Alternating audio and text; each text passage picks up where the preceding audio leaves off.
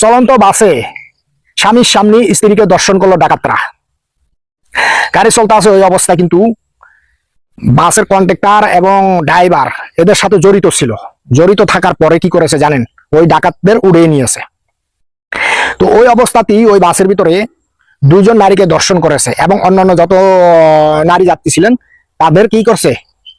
পিস্তলতা হানি করেছেন, যৌন হয়রানি করেছেন। কিছু বুঝেছেন? এই সাবেক স্বৈরাচার সরকার আমলে কিন্তু এই ঘটনাটা ঘটেছে। এরকম বহু অহরহ ঘটনা ঘটেছে। আসামিরা ধরাও পড়েছে। এখন আসামিরা কি করতে আছে? জামিনে মুক্ত বাতাসে ঘুরে বেড়াচ্ছে। তো বাংলাদেশের আইন হইলো এইটা। বাংলাদেশের এমন এমন আইন, যত আইন আছে তুমি যতই অপরাধ করো জামিনে মুক্ত হয়ে বেরোতে পারবা। আর অপরাধীদের পক্ষে কিছু কালোকোট ব্যবসায়ীরা আছে, তারা কি করে জানেন? তাদের থেকে টাকা পয়সা খায়া তাদেরকে জামিনে মুক্ত করার চেষ্টা করে। এই কালোকোট ব্যবসায়ীদের কারণে কিন্তু অপরাধীরা পার পেয়ে যায়। আবার সব কালোকোট ব্যবসায়ীরা না, অনেকে আবার ভালো আছে। তো যাই হোক, বাংলাদেশে যে প্রচলিত আইন আছে, এই আইন যদি সংশোধন না হয় তাহলে জীবনও কোনো অপরাধী শাস্তি পাবে না। সবাই চিন্তা করবে যে আমি অপরাধ করার পর তো জামিন মুক্ত হতে পারবোই, যেহেতু কালোকোট ব্যবসায়ীরা আছে আমাদের পক্ষে।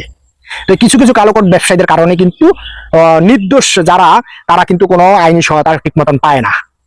আজকে যেই দম্পতির ঘরে ঘটনাটা ঘটেছে, তাদের সাথে যে ঘটনা ঘটেছে, তাদের অবস্থা কি একবার গিয়ে দেখেছে ওই কালোকোট ব্যবসায়ীরা? দেখে নাই।